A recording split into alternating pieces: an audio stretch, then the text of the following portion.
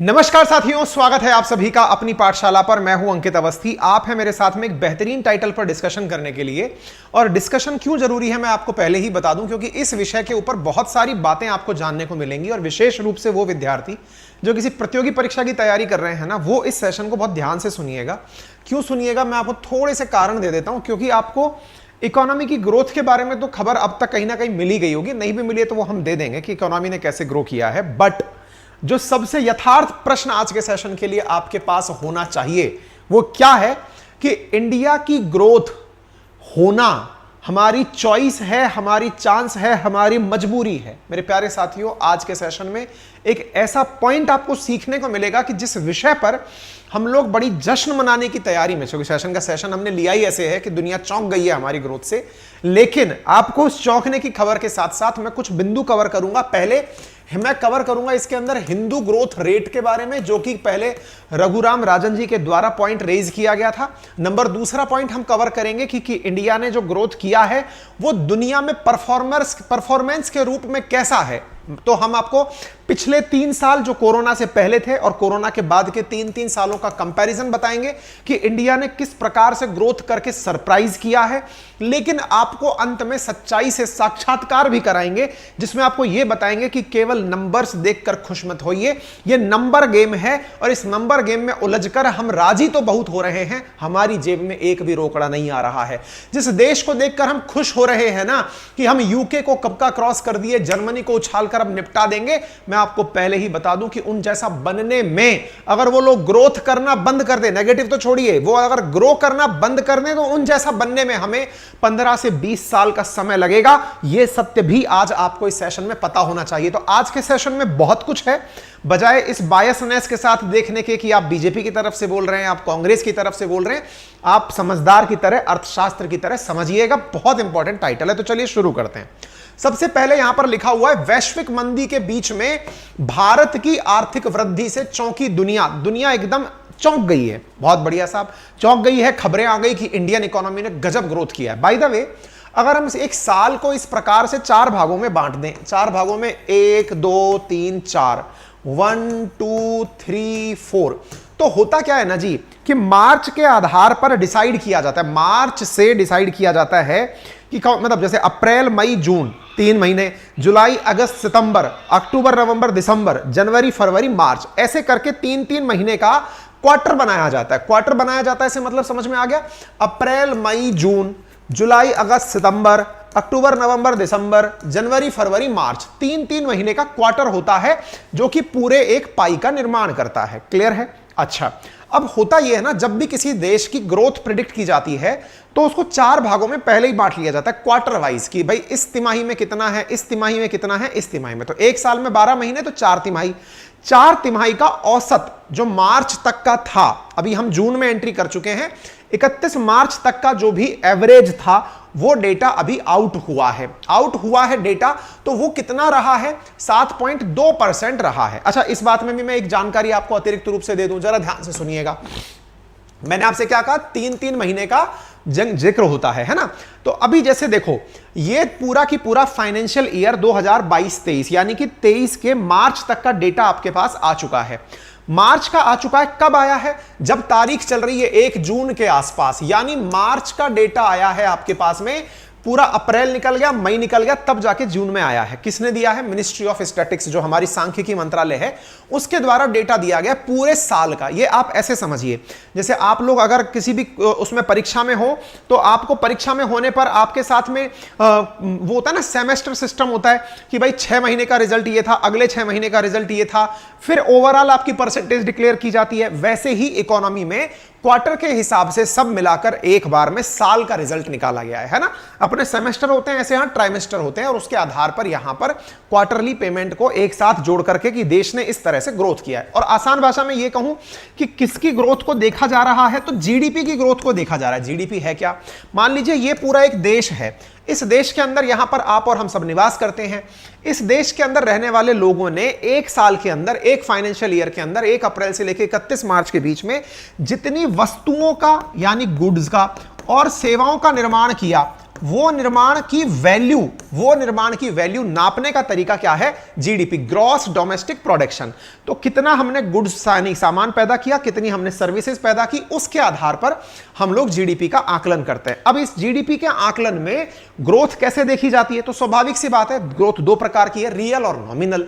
इसमें क्या होता है, महंगाई दर को साझा कर दो तो ये जुड़ करके बनकर आती है नॉमिनल, और उसको हटा दो तो बनकर आती है रियल। अच्छा, ऐसी स्थिति में भारत ने जीडीपी के अंदर एक जबरदस्त ग्रोथ दर्ज की, 7.2%। खुश होने की बात इसलिए है कि दुनिया में जहां वैश्विक मंदी की आहट है, जर्मनी जैसा देश जो हमसे ऊपर की इकोनॉमी है वो माइनस में ग्रो कर रहा है, तो हमारे लिए ये शुक्र है कि वो माइनस में आ रहा है, हम प्लस में जा रहे हैं। संभव है कि हम आने वाले साल के अंत तक जर्मनी को हटा करके चौथे पायदान से, दुनिया की इकोनॉमी से हम चौथी इकोनॉमी बन जाएंगे। और इसी बात का सब जगह ढिंडोरा पीटा जा रहा है कि देखो इंडिया आ रहा है, दुनिया की चौथी बड़ी इकोनॉमी हो जाएगा।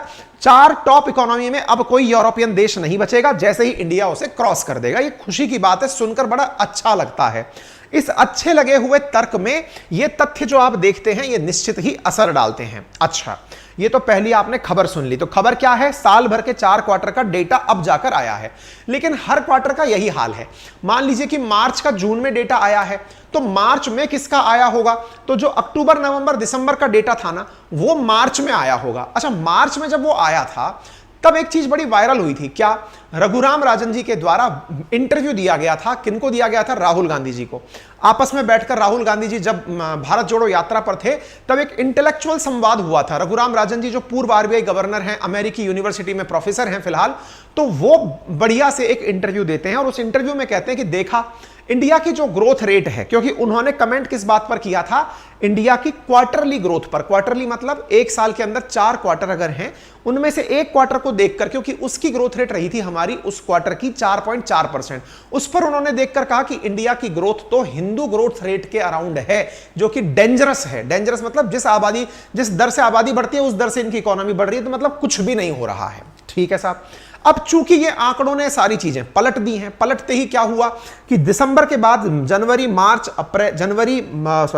फरवरी, मार्च, इन 3 का जो रिजल्ट रहा वो जो प्रिडिक्टेड था उससे ऊपर निकल कर आ गया। ओवरऑल की वैल्यू 7.2% आ गई।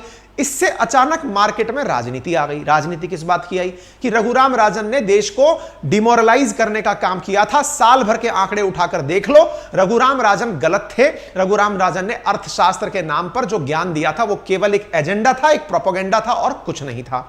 इस बात की व्याख्या आपको और हो जाएगी। तभी तो आप यहां देखते हैं कि बीजेपी जो है वो इस समय रघुराम राजन, क्योंकि रघुराम राजन कांग्रेस के टाइम पर गवर्नर रहे थे, आरबीआई गवर्नर, और वही राहुल गांधी जी को ज्ञान दे रहे थे बैठ करके मीटिंग में। तो यहां पर उनको बीजेपी ने बढ़िया से स्लैम किया, निंदा कर दी कि देखिए आप लोगों की जो एक्सपर्ट एडवाइस थी वो कुछ काम की नहीं थी, फर्जी निकली आपकी एडवाइस। क्योंकि 5 मार्च 2023 में फिर से याद दिला दूं, जो अक्टूबर, नवंबर, दिसंबर का जो महीना होता है ना, उन 3 महीनों का जो क्वार्टरली रिजल्ट था वो इनके समय आया था। कितना आया था? 4.4% के अराउंड आया था। तो इन्होंने क्या कहा था उस समय पर? इन्होंने कहा था कि इंडिया की ग्रोथ रेट बिल्कुल हिंदू ग्रोथ रेट के आसपास है, that is dangerously close to Hindu growth rate. India जब 1991 से पहले जब एलपीजी रिफॉर्म नहीं आए थे तो इसी रेट पर आसपास इंडिया की जनसंख्या ग्रो करती थी और इसी पर हम लोग इकोनॉमी में ग्रो करते थे। तो इसको हिंदू ग्रोथ रेट के नाम से बोला गया था एक दिल्ली के प्रोफेसर के द्वारा। एनीवे, तो फिलहाल के लिए रघुराम राजन जी ट्रोल हो गए। अब बड़ा सवाल यह बचता है, रघुराम राजन जी को ट्रोल करने से हम सब खुश हो गए, हमें मनोरंजन मिल गया? नहीं मिला। क्यों नहीं मिला? अब आपको मैं एक सच्चाई का साक्षात्कार कराता हूं। और अगर आपको यह आर्टिकल पढ़ना है तो इंडियन एक्सप्रेस ने एक बेहतरीन आर्टिकल दिया है, उसकी व्याख्या भी मैं करूंगा। उसमें उन्होंने ये व्याख्या दी है कि why India has no choice but to grow faster than other countries. हम जिस बात की खुशी मना रहे हैं कि बधाई हो, इंडिया आगे निकल गया, इस खुशी को सेलिब्रेट मत करो। क्यों मत करो? हमारे पास कोई चॉइस नहीं है, कोई विकल्प नहीं है। जैसे किसी के पास होता है, बहुत बढ़िया, बहुत बढ़िया, अच्छा किया बेटा तुमने, अगली बार मान लीजिए फेल हो गए, कोई बात नहीं बेटा, तुमने कल बहुत अच्छा किया था। इंडिया के पास कोई चॉइस ही नहीं है, नन अदर देन इट, कि हम ग्रो करें। अब आप पूछेंगे सर ऐसी भी क्या हम आईसीयू की स्थिति में हैं क्या? जी हां, आज के सेशन में आपको यह पता चलेगा कि आप कितनी बड़ी आईसीयू में एडमिट हैं और आपको किस रेट पर ग्रो करना पड़ेगा, तब जाकर के अगर देश 15% की रेट पर ग्रो करे ना, कितनी पे? 15% की रेट पर ग्रो करे, अभी हम 7.2 पर ग्रो कर रहे हैं, 15% की रेट पर ग्रो करे और बाकी देश ग्रो करना बंद कर दें, तो भी हमें यूके जैसा बनने में 21 साल लग जाएंगे। अभी एक्सप्लेनिंग पढ़ाऊंगा मैं आपको। 15 से 20 साल तो आपको किसी भी डेवलप इकोनॉमी को पढ़ने में पहुंचने में लगेंगे। तभी तो मोदी जी ने कहा ना 25 साल में विकसित भारत का लक्ष्य देखते हैं हम। क्यों? क्योंकि वो देश ऑलरेडी डेवलप्ड है, इंडिया ने तभी 25 साल का टेन्योर देखा है ना। तो इन खुशियों को मनाइए, लेकिन इस सतर्कता के साथ कि आपको पता रहे कि सच्चाई क्या है। तो चलिए थोड़ा आगे लेकर चलते हैं। देखो बेटा, तो इसके अंदर हम आपके साथ क्या ले रहे हैं, इकोनॉमी के अंदर आपको थोड़ी सी जानकारी दे देते हैं। इंडिया ने बढ़िया ग्रो किया है, अच्छी बात है, प्रधानमंत्री ने इसकी बधाई बुधाई दे दी, बहुत अच्छा हुआ। फिस्कल क्वार्टर साल के अंदर 4 होते हैं, 1 2 3 4, ये मैंने आपको बता दिए। इंडिया ने जो ग्रो किया है वो आपके सामने पीक्स के माध्यम से है। 4 क्वार्टर जो हुए, अप्रैल मई जून, जुलाई अगस्त सितंबर, अक्टूबर नवंबर दिसंबर, जनवरी फरवरी मार्च, 6.1% का जो चौथा क्वार्टर रहा, उसकी वजह से साल भर का, साल कौन सा, 2022-23 जो हमारा फाइनेंशियल ईयर है, इन चारों क्वार्टर का मिलकर के जो इकोनॉमिक ग्रोथ निकल कर आया वो बनकर आया 7.2। कैसे निकाला? इन चारों का औसत निकाल लिया, 1 2 3 4, चारों का एवरेज निकाल लिया, दैट इज 7.2%। इंडिया इस रेट पर ग्रो किया है, ठीक है ना। यहां तक तो कोई दिक्कत नहीं होगी, इंडिया ने इसी बात की खुशी मनाई है। और बाय द वे, जिस बात पर रघुराम राजन जी को ट्रोल किया जा रहा है वो क्या था, उन्होंने क्वार्टरली ग्रोथ को देख करके कहा था, क्योंकि देखिए दिसंबर तक का डेटा था, मार्च में रिलीज हुआ था, उसको देख करके उन्होंने कहा था कि इंडिया जो है वो डेंजरसली हिंदू ग्रोथ रेट के आसपास चल रहा है। ये आज खुशी किस बात की मनाई जा रही है, चौथे क्वार्टर का भी परिणाम आ गया, साल भर का कंबाइंड परिणाम आया, इंडिया ग्रो करके 7.2 पर पहुंच गया। जश्न मनाया जा रहा है कि देख लो इंडिया बच गया। फर्स्ट क्वार्टर में हमने जबरदस्त किया था, इसलिए हमारा एवरेज अच्छा निकल करके आया है। आपने एक सेमेस्टर में अच्छा कर दिया था, आपके रिजल्ट सुधर करके आ गए हैं, ठीक है साहब। अच्छा, बीते 5 सालों की अगर ग्रोथ देखें तो हमने कोरोना काल में तो एकदम डुबकी लगाई थी, उसके बाद हम ऊपर उठ करके आने शुरू हुए थे। मेरे प्यारे साथियों, 3 साल यूं चल दिया जाए और 3 साल यूं चल दिया जाए, अगर हम 3-3 साल के प्री कोरोना और पोस्ट कोरोना ऑब्जर्वेशन ले लें, तो ऐसी स्थिति में जो औसत निकल कर आता है ना दुनिया के देशों का, उसमें इंडिया सेकंड बेस्ट परफॉर्मर है। दुनिया में इंडिया सेकंड बेस्ट परफॉर्मर है। कोरोना से पहले 3 साल और कोरोना के बाद के 3 साल, इनका औसत निकाल लिया जाए कि इंडिया की ग्रोथ रेट कैसी रही, वो हम दिखाएंगे। लेकिन उससे पहले चौथे क्वार्टर के बारे में जान लीजिए मेरे प्यारे साथियों। चौथे क्वार्टर के अंदर हम लोगों ने जो ग्रो किया है 2022 की तुलना में, सबसे अच्छा ग्रो किया है हमने एग्रीकल्चर सेक्टर में। पहले हम 2022 में इसी क्वार्टर में 4.1% पर ग्रो किए थे, इस बार हमने कृषि के क्षेत्र में 5.5% के हिसाब से ग्रो किया है। कौन से में? जनवरी फरवरी मार्च वाले क्वार्टर के अंदर। 2.3% के हिसाब से माइनिंग में थे हम 2022 में, इस बार 4.3% से हमने ग्रो किया है। फिर से मैं बता दूं, एक साल के अंदर 4 क्वार्टर में जो 3 महीने जनवरी फरवरी मार्च, उसका ऑब्जर्वेशन निकलने से जो रिजल्ट आया, ओवरऑल रिजल्ट सुधर गया। लेकिन हम 4.4 की तुलना में 6.1 तक कैसे पहुंचे, तो इन सेक्टर्स ने ग्रोथ दिखाई है। जैसे मैन्युफैक्चरिंग सेक्टर तो बहुत ही जबरदस्त तरीके से 2022 की तुलना में 2023 में बूम किया है। ऐसे ही इलेक्ट्रिसिटी सेक्टर ने 2.2% से ग्रो किया है। कंस्ट्रक्शन ने भी जबरदस्त ग्रोथ दिखाई है, साथ में रियल एस्टेट फाइनेंशियल सेक्टर ने ग्रोथ दिखाई है, और ट्रेड ट्रांसपोर्ट और होटल सेक्टर ने ग्रोथ दिखाई है, जिनकी वजह से हम ऊपर उठे हैं। तो हमारा जो सर्विस सेक्टर है ना, उसने भी बड़ी रोल प्ले की है चौथे क्वार्टर के अंदर हमें 6.1% की ग्रोथ तक पहुंचाने के अंदर, ठीक है। उम्मीद है आपको सारा ऑब्जर्वेशन समझ में आ गया होगा, जीडीपी समझ में आ गई होगी, सारी कहानी समझ में आ गई होगी। अब ये टेबल बहुत ज्यादा इंपॉर्टेंट है, इसे आप समझ लीजिएगा मेरे प्यारे साथियों। अगर हम दुनिया के सारे देशों को प्री पैंडेमिक और पोस्ट पैंडेमिक देखें, तो प्री पैंडेमिक फाइनेंशियल ईयर 18 से लेकर 20 का औसत निकाला जाए हर देश की ग्रोथ का, तो चाइना ने 6.5% के हिसाब से एनुअल ग्रो किया, इंडिया ने 5.7% के हिसाब से एनुअल ग्रो किया। पोस्ट पेंडेमिक अगर बात करते हैं तो चाइना ने 4.6% के हिसाब से एवरेज, 3 सालों का एवरेज है ये पोस्ट पेंडेमिक, और उसके बाद यानी 20-21 को हटा करके उससे पहले और उसके बाद का ऑब्जर्वेशन है। और इंडिया ने 3.5 का औसत दर्ज किया है पोस्ट पेंडेमिक में इधर की तरफ। तो आप कैसे नोटिस कर सकते हैं, दुनिया के जो टॉप परफॉर्मर कंट्रीज हैं उनमें इंडिया नंबर 2 पर खड़ा है ओवरऑल। 3 साल पहले 3 साल बाद, तो जो लोग कहते हैं ना कोरोना के बाद हमने अच्छा ग्रो किया है, उनको भी ये ऑब्जर्वेशन हो जाना चाहिए कि 3 साल का औसत भी निकाला जाए तो इंडिया ओवरऑल अच्छा परफॉर्म कर रहा है।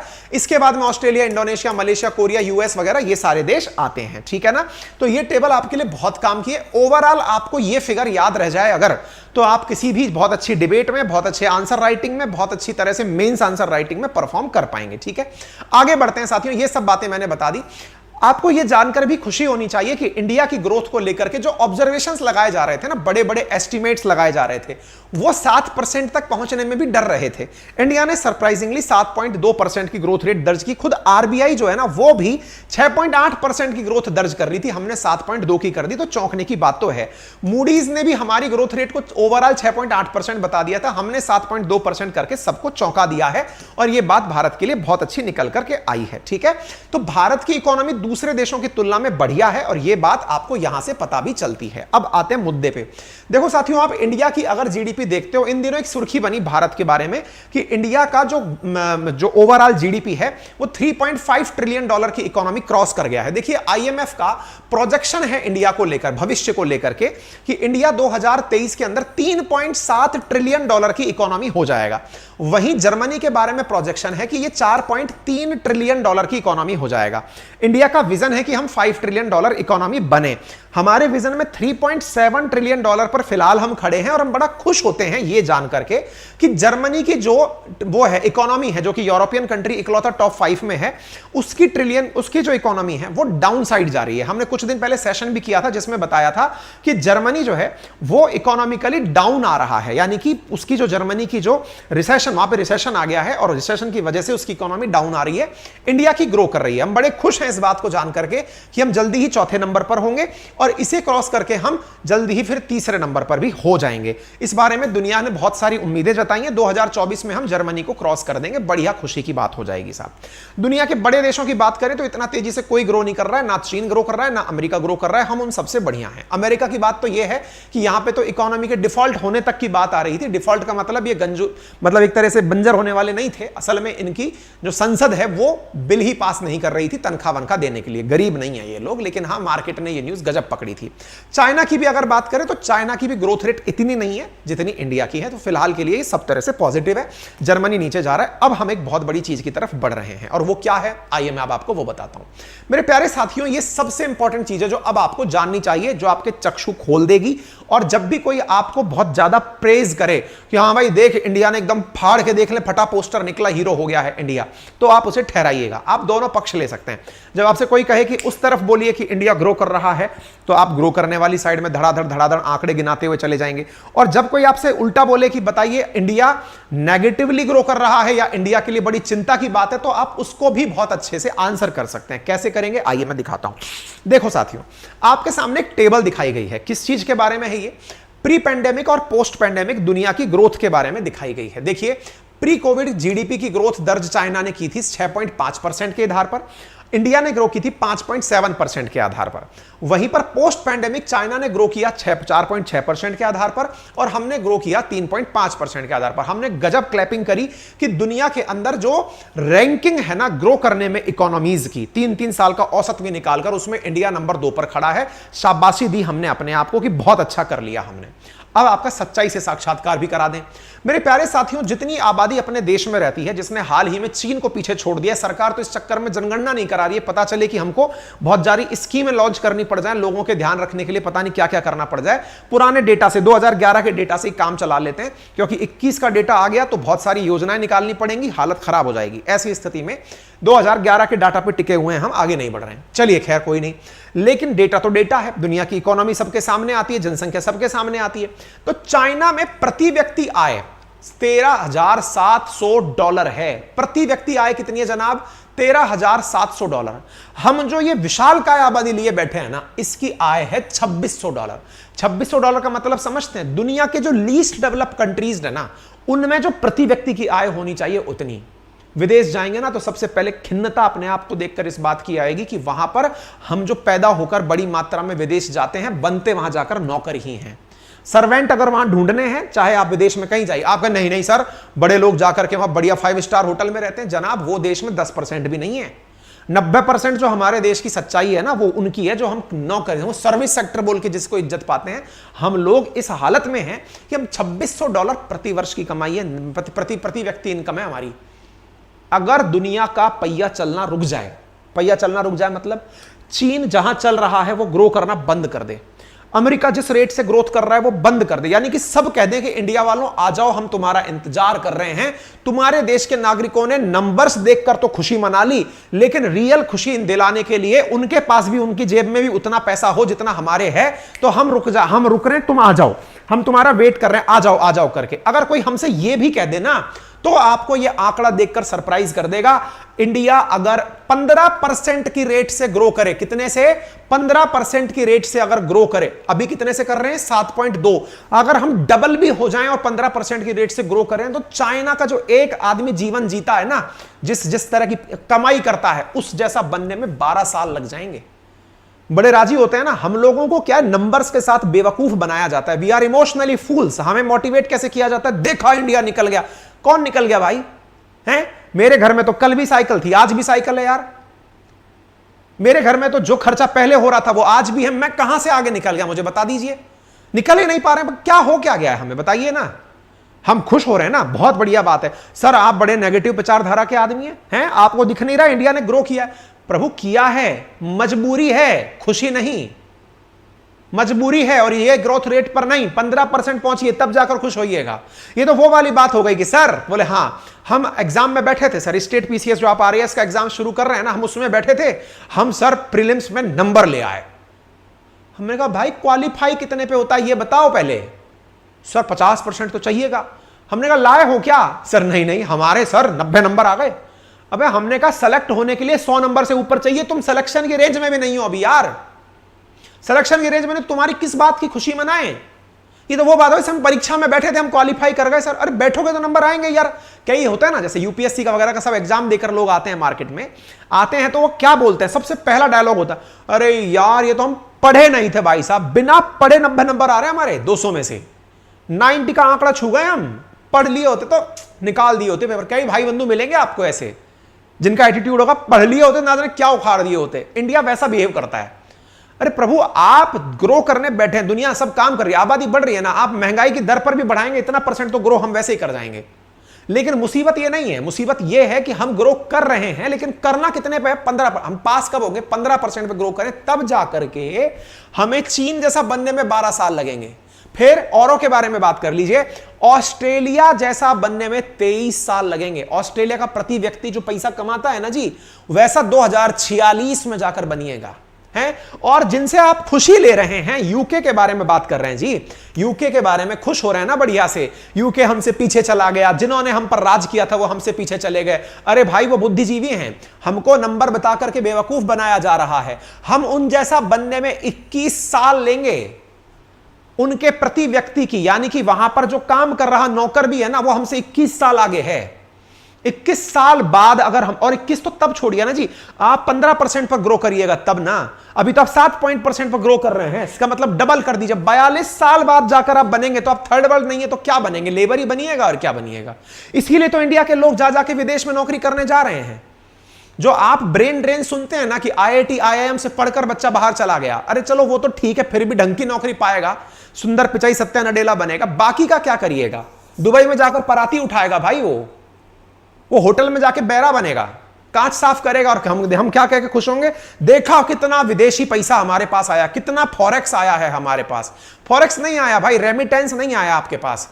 असल में आपके कर्मचारी नौकरी करने गए। आज एक खबर है जिसको हम कवर करना चाह रहे थे, पर हमको फिर फ्रस्ट्रेशन हो गई, क्योंकि थोड़ा सा इकोनॉमी की समझ है तो हम सोचते हैं कि थोड़ा समझा दें आप लोगों को।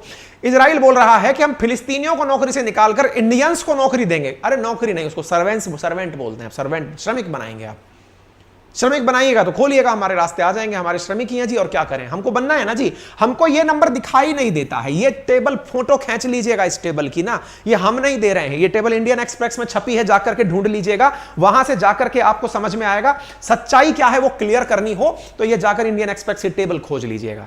जिन देशों से कंपटीशन है ना, जर्मनी से हम आगे निकल जाएंगे। यस, हम जर्मनी से आगे निकल जाएंगे। जर्मनी से आगे निकलने के लिए ना 22 साल लगेंगे अगर आप 15% के हिसाब से ग्रो करेंगे। अदरवाइज 44 साल लगेंगे। जर्मनी के एक आदमी की जो नेट इनकम है ना, प्रति व्यक्ति जो आय है, वो 51,380 रुपए।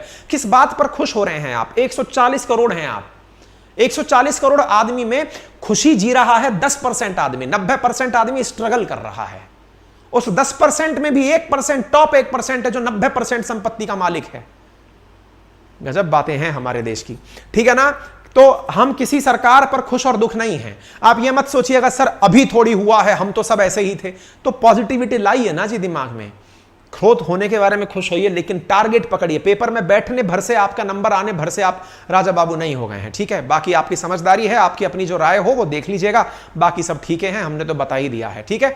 चलिए इतना ही बहुत है, अदरवाइज ज्यादा मोटिवेट हो जाएंगे तो पता चले कि आप भी मेरी तरह शिक्षा में क्रांति ले आएंगे। बाकी क्रांति की बिगुल हमने बजा दी है। राजस्थान प्रशासनिक परीक्षा की परीक्षा संभव है आने वाले 3 महीने में हो जाए। ऐसी स्थिति में हमने नटराज बैच के नाम से एक शिक्षा के क्षेत्र में गजब की क्रांति की है। अगर आप भी साथ में जुड़ना चाहें तो जुड़िएगा। प्रीलिम्स प्लस मेंस का फाउंडेशन बैच लॉन्च किया है, जिसके अंदर 13 सब्जेक्ट और लगभग 21 फैकल्टीज के साथ हमने लॉन्च कर दिए हैं। केवल 7 तारीख तक एडमिशन ओपन है। एडमिशन ओपन है अपनी पाठशाला एप्लीकेशन पर। अपनी पाठशाला एप्लीकेशन पर अभी जाकर के आप इस कोर्स को 7500 रुपए में ले सकते हैं। मात्र 7500 रुपीज में आपके लिए यह कोर्स उपलब्ध है, जिसमें पूरे 1 साल का फाउंडेशन बैच, जिसकी विशेषताएं होंगी। क्या विशेषताएं होंगी? डिजिटल बोर्ड से पढ़ाई, ऑफलाइन जैसा अनुभव, 4 से 6 घंटे रोजाना क्लास, रोजाना क्वेश्चन आंसर की practice, weekly Rajasthan current affairs, weekly पढ़े हुए कार्यक्रम का ऑनलाइन टेस्ट, पूरे कोर्स की ऑनलाइन पीडीएफ, साथ में dedicated call centre, mobile application, laptop, सब जगह एप्लीकेशन उपलब्ध। ये सारे फीचर्स के साथ में पूरे ये 17 सब्जेक्ट, जिसमें कि 4 फंडामेंटल सब्जेक्ट तो हैं ही, साथ में math, reasoning, Hindi, English, Rajasthan GK, current affair, public administration, ethics, yoga, behaviour, sociology, management, accounting, auditing.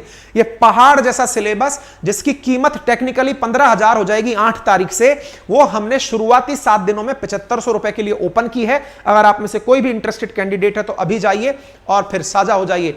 एक बात ध्यान रखिएगा, कई बुद्धिजीवी बोलते हैं, कईयों के दिमाग में आता है सर हमारा सिलेक्शन होगा कि नहीं। हमने कहा भाई अगर नहीं भी हुआ ना तो आप इमोशनली फूल नहीं रहेंगे। आप कम से कम वो व्यक्ति जरूर बन जाएंगे जिसे दुनिया बेवकूफ नहीं बना पाएगी, जो समझ पाएगा इतना सब पढ़ने के बाद कि दुनिया में चल क्या रहा है।